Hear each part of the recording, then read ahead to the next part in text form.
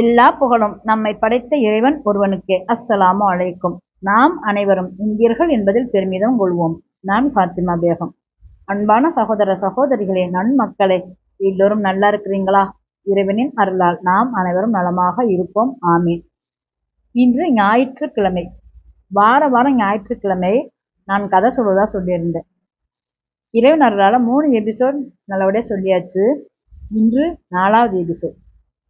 இந்த 3 எபிசோட்லையும் நம்ம யாரை பார்த்தோம்? இந்த பெரியாண்டுடைய சின்னாண்டுடைய செய்கைகளை பார்த்தோம், உழைப்பை பார்த்தோம், அதுகளை பார்த்தோம். இந்த 4வது எபிசோடில் இந்த சின்னாண்டி பெரியாண்டி அவங்களுடைய குணாசியங்களையும் குடும்பத்தையும் பார்க்க போகிறோம். இப்போ நம்ம இந்த கதையை வாரம் சொல்கிறோம்னா குழந்தைகளுக்காகத்தான் இந்த கதை சொல்கிறோம்.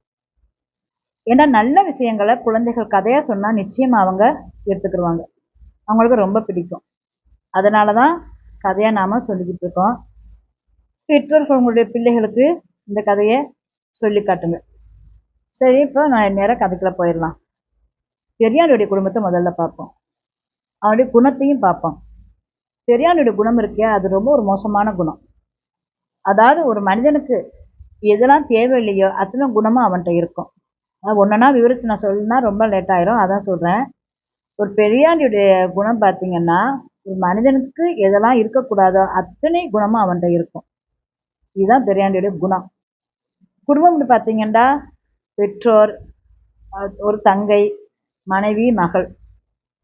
அவனுடைய பெற்றோர் ரொம்ப கஷ்டப்பட்டு ஒரு சின்ன வீடை கட்டினாங்க. அதுதான் இப்போ அவன் இருக்கான். அவன் தங்கையை முன்னமே அவனுடைய பெற்றோர் கட்டி கொடுத்துட்டாங்க. இப்போ அவன் என்ன பண்ணான்டா, அந்த வீட்டை அபகரிச்சுக்கிட்டு பெற்றோரை வெளியில் அனுப்பிட்டான். அவங்க எங்கேயோ ஒரு ஊரில் ரொம்ப கஷ்டப்பட்டு உழைக்க கூட அவங்களுக்கு முடியாது, அந்த அளவு அவங்களுக்கு வயசாயிருச்சு. ரொம்ப கஷ்டப்பட்டு பட்டினி பசங்க வாழ்ந்துக்கிட்டு இருக்காங்க. அவங்க தங்கை வெளியூரில் இருக்கு. இந்த பெரியாண்டுடைய மனைவி மகன் ரொம்ப நல்லவங்க. பெரியாண்டுடைய மனைவி அவ்வளோ நல்ல செயல்களை எடுத்து சொல்லுவாள். இப்பெல்லாம் பண்ணாதீங்க, இப்பெல்லாம் பண்ணாதீங்க. ஆனால் அவன் எதையுமே காது கொடுத்து கேட்க மாட்டான். அப்படிப்பட்ட ஒரு குணமுடையவன் தான் பெரியாண்டு. சின்னாண்டி குடும்பத்தை பார்ப்போம்.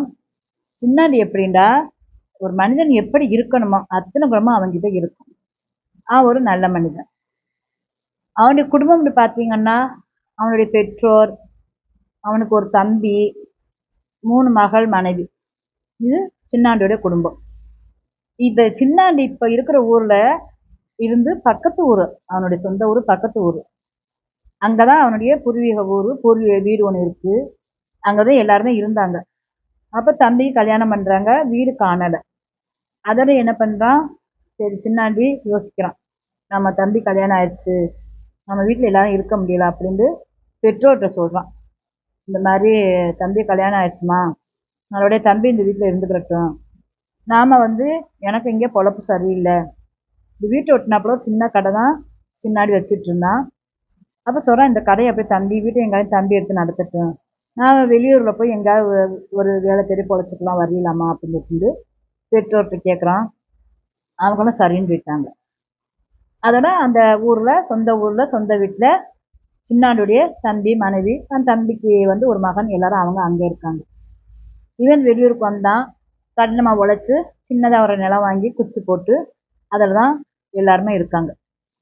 இப்படி இருக்கிற சின்னாண்டியுடைய வீடு அவனோட சொந்த வீடு தான். அவன் வெளியூர்காரான சின்னாண்டி இந்த ஊரில் இருக்கான். ஆனால் அவன் ஒரு நல்ல ஒரு மனிதன். இப்போ இதுதான் இவங்களுடைய குடும்பமும் குணமும்.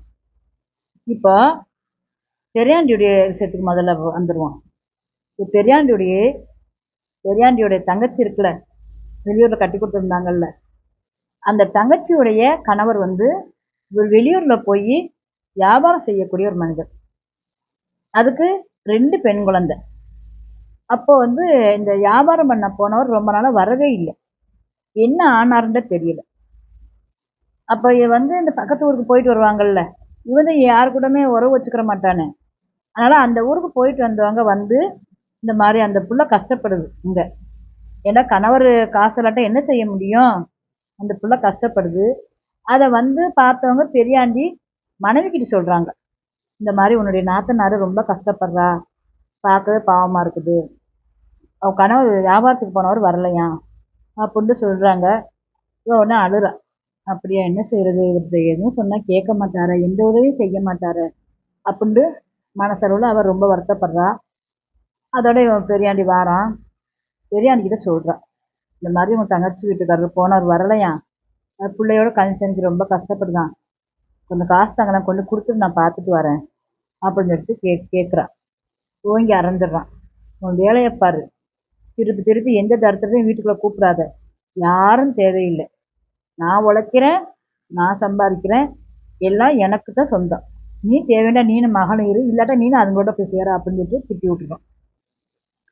வேற என்ன செய்யும் அந்த பிள்ளை, அதோட போய் அம்மா அம்மாவும் பேசாமல் இருந்துருது. அப்போ இந்த பிள்ளை போர்த்து போர்த்து பார்த்து சமாளிக்க முடியலை.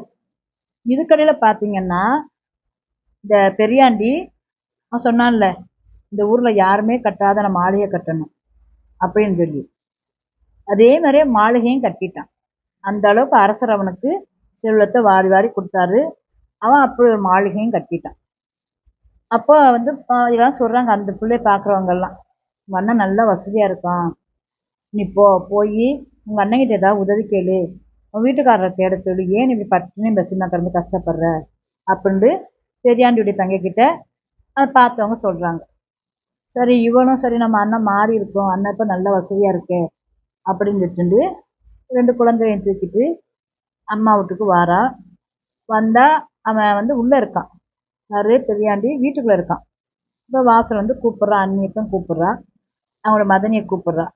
அவங்க வந்து ஏன்ட்டு கேட்குறாங்க. பார்த்தோன்னே அழுறாங்க.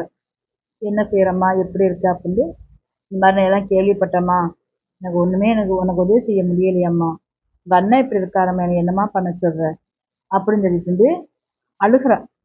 அதுதான் திரும்பவும் போய் நின்றுக்கனே, நான் உங்கள் அண்ணங்கிட்ட போய் மறுபடியும் சொல்கிறேன்ட்டு போய் அவன்கிட்ட போய் பெரியாண்டிக்கிட்ட கெஞ்சுறான். இங்கே பாவம், அந்த புள்ள எலும்பும் தூரமாக போச்சுங்க, பச்சை பிள்ளையில வச்சுருக்குங்க, புள்ள கூப்பிடுங்க, அந்த பிள்ளைக்கு சாப்பிட கொடுப்போம், ஏதாவது கொடுப்போம்.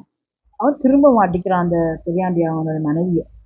தர்த்தங்களை பற்றி பேசக்கூடாதான்னு சொன்னேன், தர்த்தம்லாம் போனா பிறகு நான் இன்னைக்கு அமோகமாக இருக்கேன். பாத்தியில் இது இருக்கிற வரைக்கும் எனக்கு ஏதாவது கிடச்சிச்சா, எனக்கு பெற்றது ஒரு தர்த்தம், கூட பிறந்த ஒரு தர்த்தம், திரும்ப இந்த தர்த்தத்தை கூப்பிடுறியா அப்படின்னு சொல்லி அவன் போட்டு எல்லாத்து கேள்வி கேட்குறான். இதை காதில் வாசல் நின்று அவனோட தங்கச்சி கேட்டான். அதோட என்ன செஞ்சா, நமக்கு அங்கே வேலை இல்லை, இவன் அண்ணங்கிறேன் எந்த உதவியும் செய்ய மாட்டான் அப்படின்ட்டு 2 குழந்தைங்க கூட்டிக்கிட்டு அழுதுகிட்டே எங்கிட்டாவது போய் கிணத்துல விழுந்துருவோம், குளத்துல விழுந்துருவோம், கடலில் விழுந்துருவோம், நாம் என்ன உயிர் வாழ்ந்து என்ன பண்ண, நமக்குன்னு யாருமே இல்லை அப்படின்னு சொல்லிட்டு யோசனையோட பிள்ளையோட கத்த கூட்டிகிட்டு வந்துட்டு இருக்கான். அவன் இந்த பெரியாண்டியோடைய மனைவி ஓடி வந்து பார்க்குறா, மண்டி நம்ம நாத்தான் எப்படி கஷ்டப்படுறாள், இப்படி அழுதுட்டு போகிறாள் அப்படின்னு அவர் ரொம்ப வந்து மனம் ரொம்ப ரொம்ப நொந்து போகிறான். அப்போ இந்த நாத்தனா வந்து பெரியாண்டியுடைய தங்கை இந்த குழந்தைகளை கூட்டிக்கிட்டு வந்துட்டே இருக்கா. ஒரு கண்ணுக்கு ஒரு கிணறு கிடக்குது. சரி நம்ம இந்த கிணத்துல நம்ம 3 பேரும் உளுந்து உயிரை விட்டுருவோம் அப்படின்னு நினச்சிக்கிட்டு கூப்பிட்டு வந்துக்கிட்டு இருக்கா. அதோட கொஞ்சம் தள்ளி அந்த சின்னாடி வந்துக்கிட்டு இருக்கான். இப்போ சின்னாடி கொஞ்சம் இடத்துல வரும்போது குழந்தை சத்தம் கேட்குது, குழந்தையோட சத்தம் கேட்குது. அப்போ அவன் யோசிக்கிறான், இன்னும் யாரும் இந்த ராத்திரி நேரத்தில் என்ன குழந்தை சத்தம் கேட்குது, சுத்தமுத்தும் பார்க்குறான், எந்த வீட்லேயும் சத்தம் இல்லை. இன்னும் கொஞ்சம் வேகமாக நடந்து வாரான். வந்தால் அந்த ஒரு கிணத்துக்கிட்டால ஒரு புள்ள நெருங்குது, கிணத்துல ஊருக்காக நெருங்குது. உடனே வேணுச்சுன்னா கொஞ்சம் வேகமாக நடந்து போகிறான். அவன் கஷ்ட நடந்து போகிற நேரத்தில் பார்த்தா அந்த புள்ள வந்து ஒரு பிள்ளைக்கு கிணத்துல போட தயாராக இருக்கும். ஆனால் டப்புன்னு பிடிச்சி இழுத்துடுறான். இழுத்து, ஏமா உனக்கு என்ன பிரச்சனை, நீ ஏமா இந்த மாதிரி தற்கொலை பண்ண போகிற, ஏமா பிள்ளைகளை கொல்ல போகிற அப்படின்னு சொல்லி கேட்குறான். அவள் அழுகிறான். அழுகும்போது அப்போ தான் பார்க்குறான், அவள் பெரியாண்டியுடைய தங்கச்சி.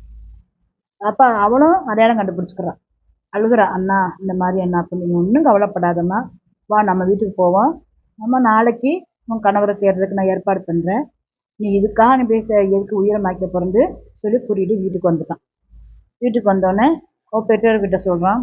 அவங்க ஆறுதலாக அணைச்சிக்கிறாங்க. அதான் அழுகாதம்மா, ஏன் உயிரை விடுற, நாங்கள்லாம் இருக்கோம்ல, உங்கள் அண்ணன் போனால் போயிட்டு போகிறான், நாங்கள் இருக்கிறோம்மா அப்படின்னு சொல்லி அணைச்சிக்கிறாங்க.